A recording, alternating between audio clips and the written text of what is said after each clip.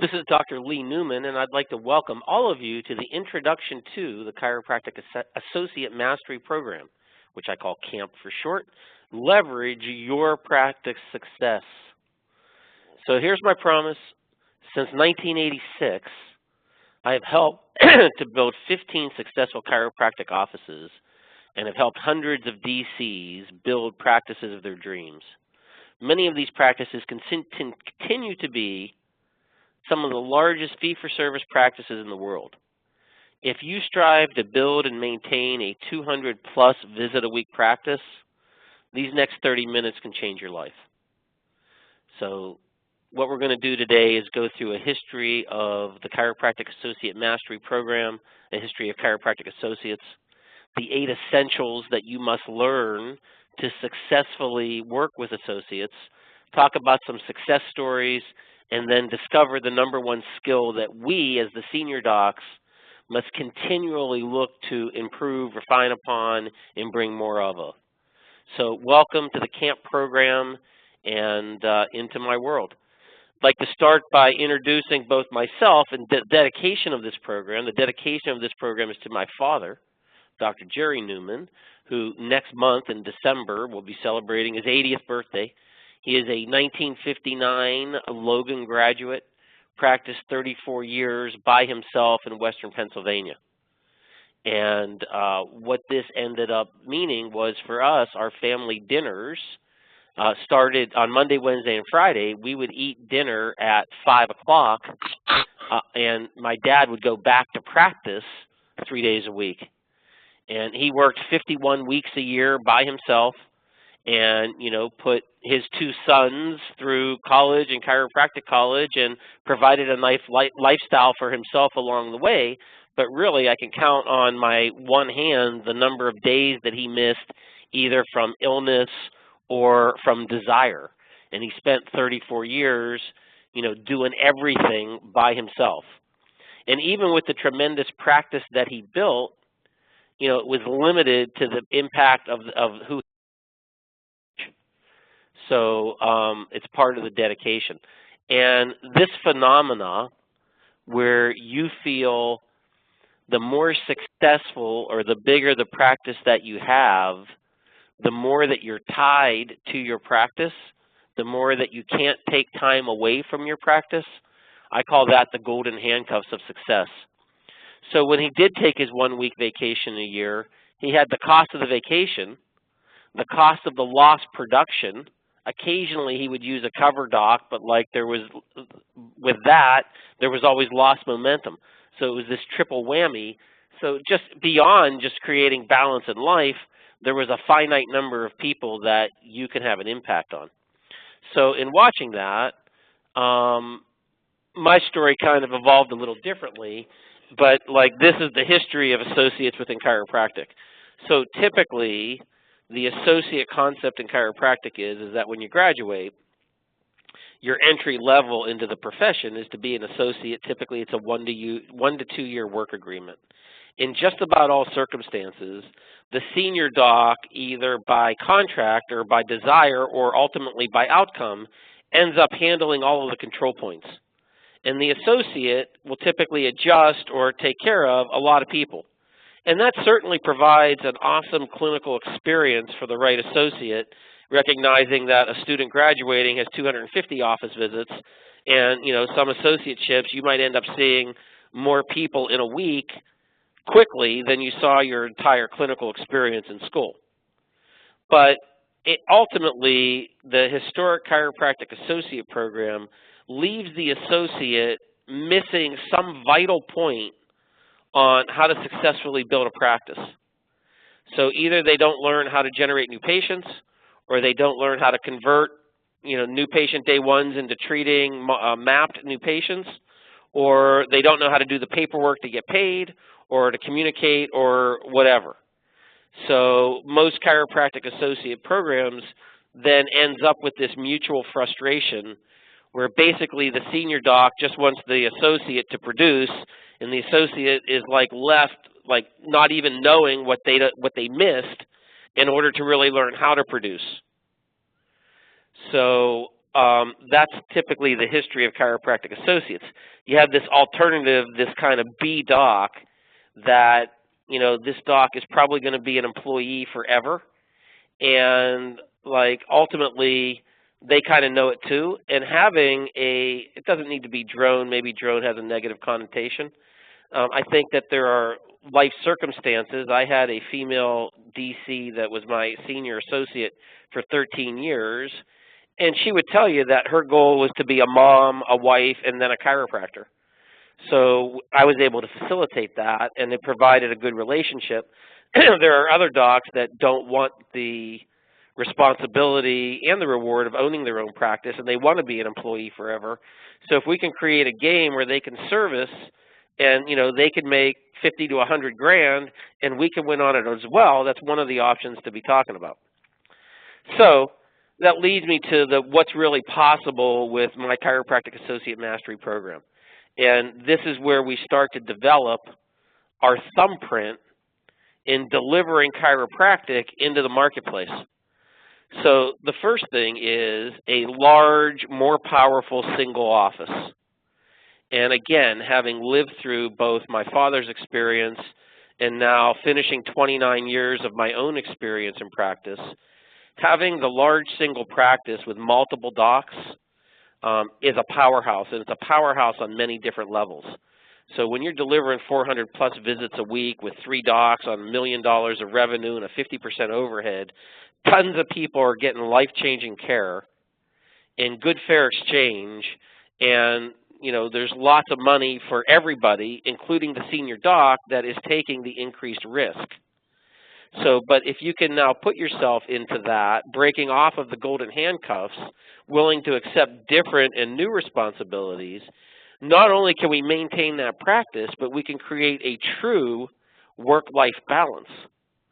So, being the senior doc in the big, large single practice where, maybe you're taking 6 weeks a year out of the practice, or your schedule is such that the important family and civic things that you want to attend, you can attend. And at the same time, you still have a bigger thumbprint. 400 people a week are going through your office, right? I certainly want to encourage all single doc offices that have, done well to really work on thinking about having the second doc and what expansion that allows for servicing more people and building a better work-life balance. There are other benefits as well, which as there's a whole generation, maybe 2 generations now, of graduating and graduated chiros that are significantly in debt with a very limited understanding of how to build a practice that we've already built. So it's this big success that we have. It's the skill set that we own that we want to transfer to the associate, and the right associate, right, should see that and be grateful for that opportunity. So it's a bigger thumbprint for us. If you have the calling, and I don't invite everybody into having this calling, but if you have the calling is to expand into multiple offices. So through associates, be able to service multiple communities in your city, or if you're perhaps technique-driven or even just doc-driven, which I'm going to recommend, you could do it in multiple cities, although, that's 2 steps ahead. So I would encourage you, if you're thinking about multiple offices, to do the first office as close to the big office that it won't take anything away from it. There are other situations where I've worked with docs that want to essentially physically move, like typically it's from bad weather to good weather areas, New York to Florida, or sometimes it's a move back home to where the family is. So you can work on both ends of getting out of the practice that you're in and getting into the practice that you want to get in the new place. For probably older docs, there's also this concept of retiring in practice. So imagine that you're working with an associate, and you work with an associate 2, 3, 4, 5 years, and now you're at the age that you want to retire in practice. You could sell the practice to the associate and still maintain your right to practice, so cash out on all the risk, become the associate, but get equity for your biggest asset in cash, which is the practice, and then, still in a financial planning lesson, every $40,000 that you could make in retirement is the equivalent of having another $1 million that you were living off of. So if you had a $5 million set of assets, you could live on $200,000 a year, and the financial planners say you won't run out of money. So there's lots of different things that you can do through associates, and it's the first lesson is what is it that you want to do. So a little protocol for the webinar. One is listen actively. I prefer when you don't multitask.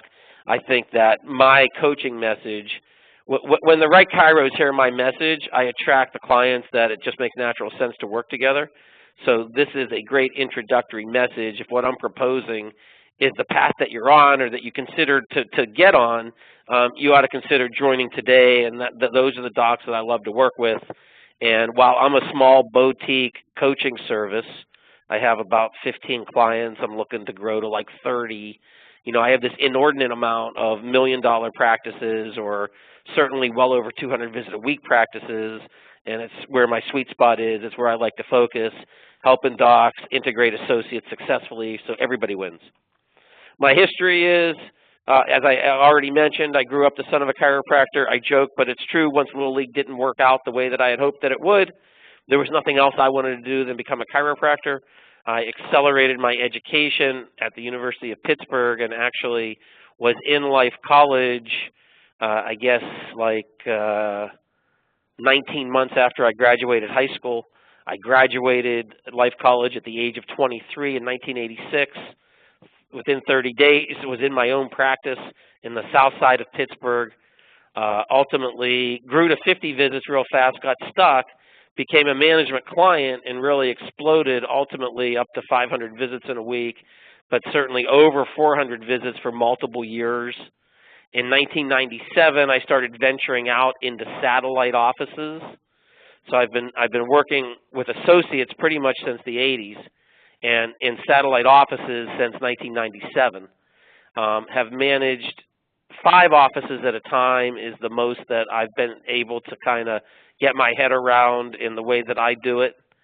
In addition to my own offices, I also coach and consult, as I said, to about 15 other practices around the country. So my future is doing more of the same. I was on the phone today both with a new associate that I offered a job to, as well as a doc that we were on with the bank, and we hope to close and sell that practice in 2014. I have another meeting tonight in New York about selling that practice, and I hope to close on 2 more practices in 2014. Here's a picture of the main old practice. As I said, I own and ran it from 1986 to 2010. We averaged over 500 new patients a year. We averaged over 15,000 visits a year for the entire 24-year run, averaged around $700,000 in revenues. Very happy to tell you that my associate of 5 years that bought the practice in 2010 has gone on and brought new, younger energy, still a big producing office. I was visiting 2 weeks ago, and he maintained, I call it the best transition in the history of a small business sale. So I'm fully cashed out. He's maintained the practice, in fact, has grown it, has bought the house in the suburbs. They've had the first baby. He continues to service the community now as we go into our 3rd decade at that location. So I'm really proud of that success. This was the first satellite office. It's a great story. It was a chiropractor that had done multiple offices. He abandoned the practice. This sign on the side of the building was actually still his, and then the landlord wouldn't let him take it down once he heard that I was coming in. But, it wasn't the Taj Chiropractic, but there was one little adjusting room in this window, and, it was a small office. But ultimately, this office, the practice grew so large that it needed to be moved. It continues to be, if not the largest practice in Western Pennsylvania, certainly one of the largest practices in Pennsylvania. It was the first of 11 that I've sold for cash. As I said, I hope to sell 1 or 2 more this year.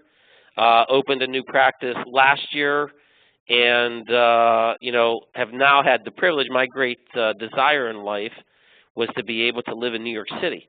So I was able to move here 3 years ago, and we now have an office in Manhattan as well. And that's a whole different experience that I learned a bunch from. So if you look overall at my thumbprint, like if you count all 15 offices to whatever extent, like the exciting thing to me, like that's 5,000 new patients this year, 100,000 office visits, and probably like $5 million in revenues, which, again, all of those docs are doing it, and they've done all the work, and I don't want to steal their credit and thunder, but my thumbprint is somewhere in there. And I like that. I think that the profession is in serious trouble, and there's few, what I would call chiropractors, and if we don't guard it, who's going to? So as I said, I've been a coaching client since '86. I've been coaching since '97. I think that my sweet spot is helping the subluxation base, the structural chiropractor, an upper cervical chiropractor, even a physical medicine doctor, but less so, like in building a fee-for-service practice. And again, I think that all of us should be focused on 200 a week. How much more is your rent at 200 a week than 100 a week, or the electric bill, or even staff for most cases. Maybe you need another one staff person, but my comment is, particularly in the day of student loans, why work for everybody else? Why not be the big winner? And at 200 a week, not only are we servicing, in my opinion, the minimum right number to be a warrior, to be part of the samurai that are trying to change the world in the face of a hideous allopathic world, in a world where people are looking for a chemical answer to a structural problem and continue to invalidate and marginalize us to the point that that our profession is fracturing, and I'm not even sure where you can get a chiropractic education anymore, right? So we have that to owe to the profession. So here are the essentials. Number one, have a clear vision. Work with the right docs. You don't need to reinvent the wheel. Have work agreements that protect you. Always be training. Manage, delegate, don't abdicate. Design it to sell it, and then sell it if you want to do multiple offices. So to break that down, one is to have a clear picture. This is critically important. So I will ask the senior docs, how does the relationship with the associate that you currently have or that you plan on hiring right now, how does it end where everybody's happy? And oftentimes the senior doc, us, we haven't really thought through that. So there's 4 different possibilities, having a clear picture of what it is that you want. So just as, for example, if you want an employee that stays long term and you're interviewing and you like the person, but like they want to own their own thing in 2 to 3 years, like it's a mismatch. So we want to hire what we want to hire. You can create any picture that you want. In fact, it's one of the biggest challenges is just defining your own picture. So to get clear on what's in it for you. To find the right candidate then that wants the same thing, which is the basis of the good relationship. What's the commitment, and then what's possible? To see really in your practice what happens. So your first homework assignment is to do just that. What's your vision, right? So what is it that you want to create? 12 months from now, ending 2015, going into 2016, where do you want your practice to be, right? To come up with a mission statement, the affirmations, right? It's a whole new set of affirmations and visualizing yourself, right? I successfully manage a chiropractic associate. My chiropractic associate serves large numbers of people, all that stuff, right? And what your goals are. So having a really clear picture of what you want to create becomes important. So out of thin air, in 1997, my intermediate long-range goal was to sell 12 chiropractic practices. I picked the number out of thin air. And, I'm sitting here, I sold the 11th one last May. So, I've had 1 or 2 that could have closed, but like we're getting to the end where I think it's going to happen. And like to be able to clearly cross off one of those 20-year goals that you write down looking forward, but now to actually have achieved it and going back, like it's a cool thing. So you can create whatever picture you want, but you have to do it. 2, Essential number 2, work with the right docs. So that practice that we blew the doors off of, this is Dr. Shannon Tarov. She was the one that made that happen. She's now up the street in a much bigger facility, continues to do well over 400 a week. We've worked together as a boss employee and client and coach pretty much since 1999. She continues to have one of the largest practices in Western Pennsylvania. So when you can work with docs like this, it makes the job significantly easier. On the other hand, like the number one reason, I've sold 11 offices, and I would say that I've probably had, in addition to the 11 successful relationships, at least 11 not successful relationships. And the relationships really become not successful when the associate never wanted or stops wanting what it is that we talk about. So we need to find the right docs. So what are their goals? Why do they want to practice in our neck of the woods? What's their chiropractic philosophy? Can they even adjust? You can teach people to do anything, including adjust. It's just unfortunate sometimes we have to. If I were to tell you that there are 16 combination of personality types and that 70% of all successful chiropractors were 2 of the 16 types, not to say that you couldn't be any type and become successful, but the vast majority of successful DCs are 2 of the 16 types. Would you kind of lock in and try to hire only those 2 types? So where do we source these people? How do we get people to interview? And then how do we interview them? So in the camp program, I go through this. I just made a job offer this morning, so like I've been living it myself again. And I really like the process I have to filter through to find the right candidate. So we want to hire slow and then unfortunately fire quickly if we need to. So as opposed to most people do it backwards. They hire quickly and then fire slow. You don't need to reinvent the wheel. Again, this is Ron Plaucha. He bought that main office. This is a client, has a 7-figure practice. This is my New York doc. Out of the dirt in Manhattan, has built a super strong, viable practice. Large single offices, right? That's first. If you want to do multiple offices, I have a bunch of clients doing that. Lots of practice successes, already codified, lots of mistakes. So part of the advantage of having the guru, so to speak, is to learn from their mistakes. There's another story, Dr. Dan. He was in Virginia, and somehow he was married to a Pittsburgh girl. They wanted to move home. Was able to help him sell his practice in Virginia, create this practice in Western Pennsylvania, and within 18 months, he was able to purchase the practice. He continues in this facility, and, this was multiple years ago. Essential number 4, right? The work agreements that protect us. We're the ones with the experience, the success, and the assets. So we need to be protected. So, sometimes the associate is scared or worried about that, but I want to be fair, but I want to be protected. I don't want to have a relationship just on a handshake. We want to have the relationship defined. How does pay work? How do benefits work? What's the non-compete? Is it enforceable?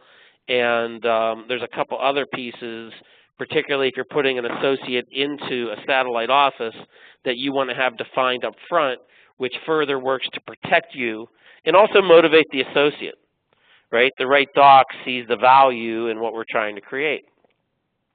The 5th essential is probably one of the hardest ones, which is train, train, train.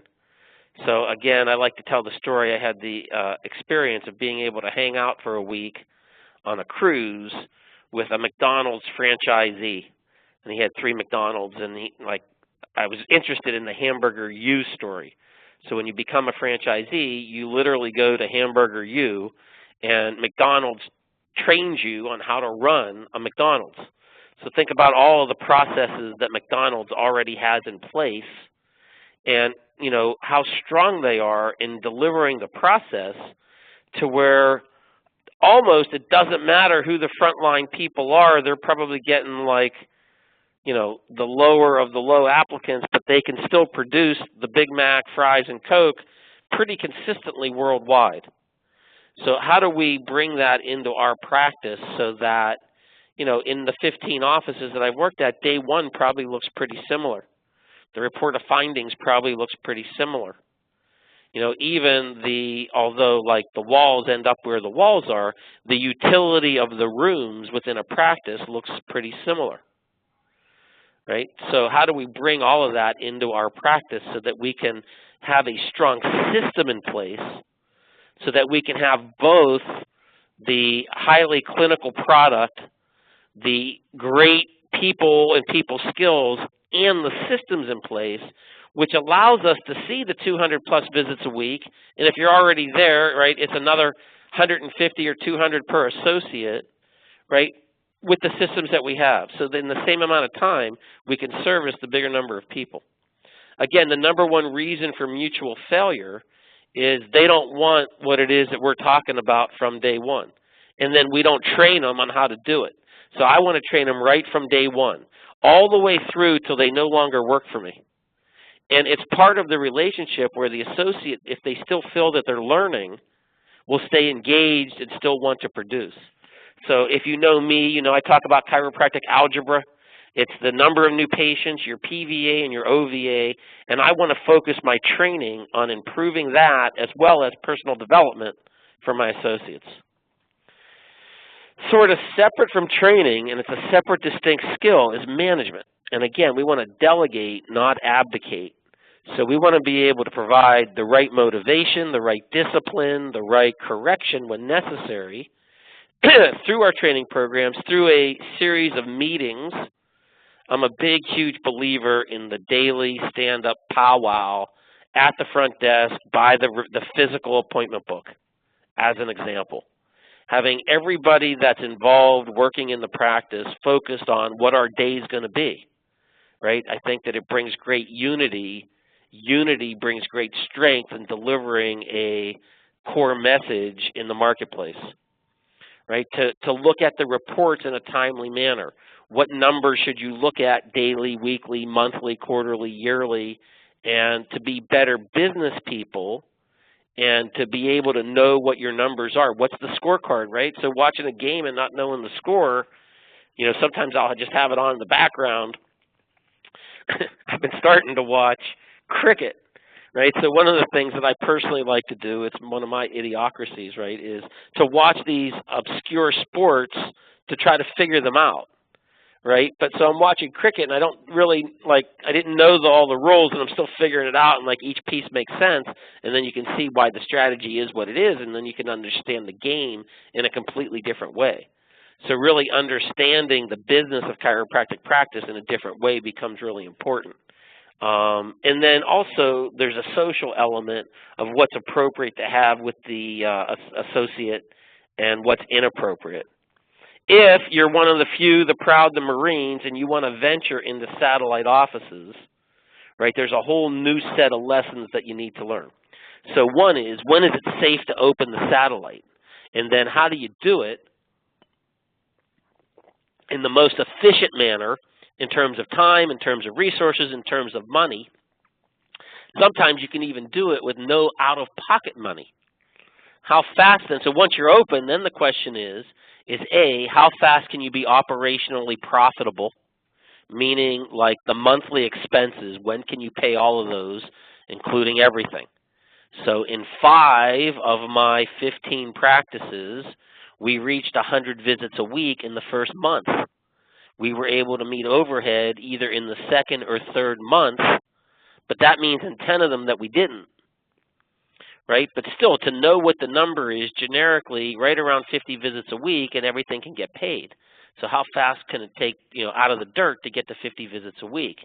So how do we then remotely manage that so that all of the essential things happen?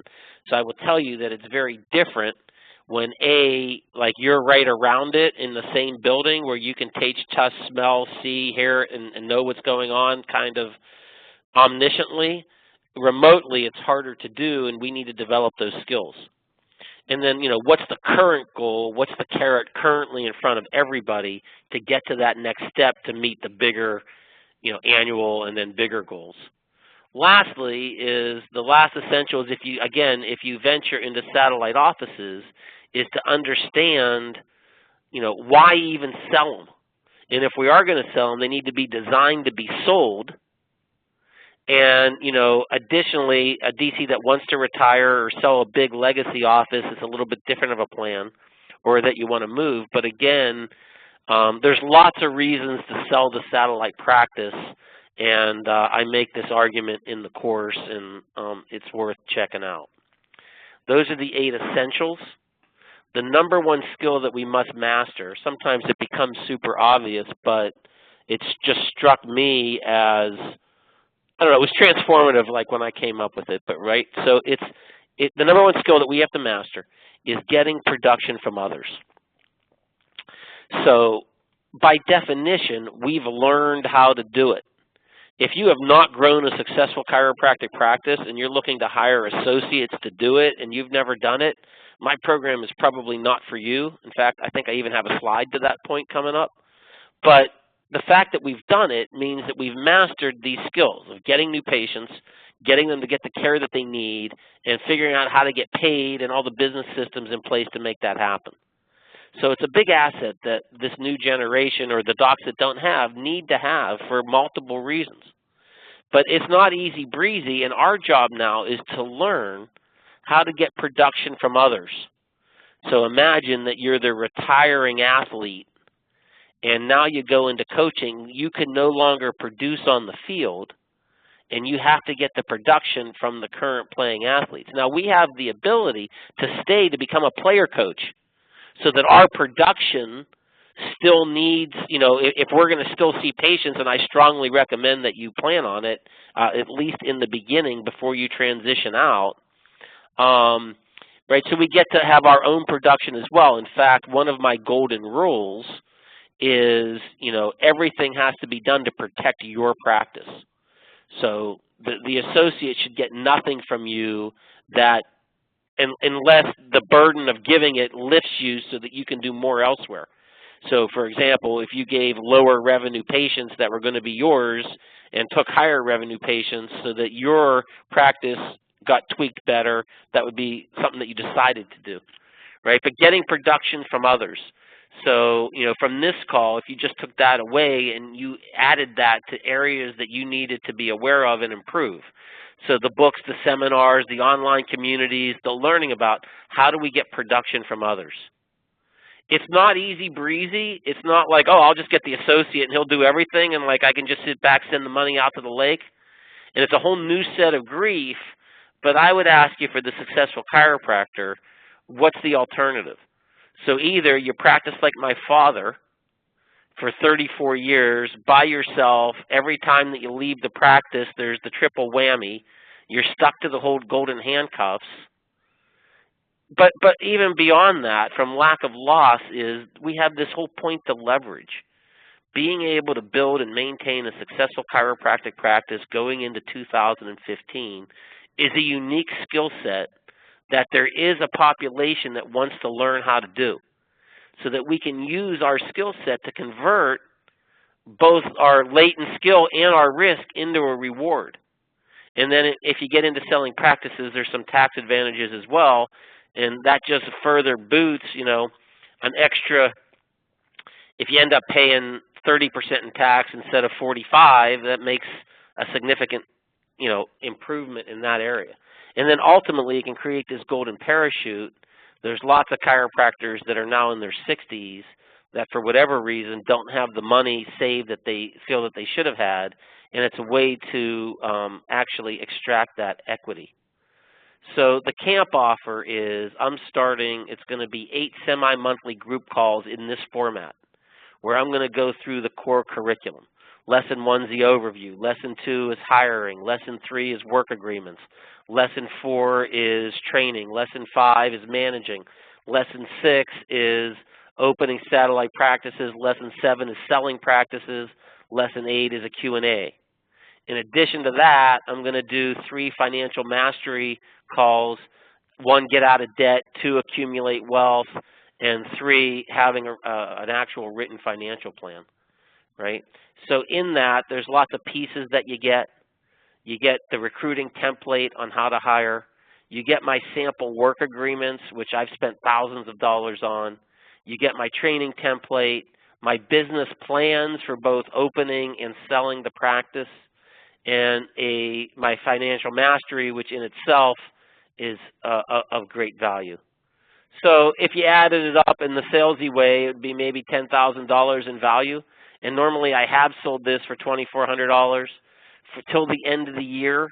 I'm offering it either a one-time charge for $9.99 or for 12 payments of $99. So you're going to get a year worth of follow-up group calls. If, like, this is like itching where you're scratching and you want to work in the deep end of the water with me, like the upsell is to become a full coaching client. That's $600 a month. You get me one-to-one, plus all this stuff, plus my online academy of 80 hours for the DC and 20 hours for the CA and anything else that I would do during the year.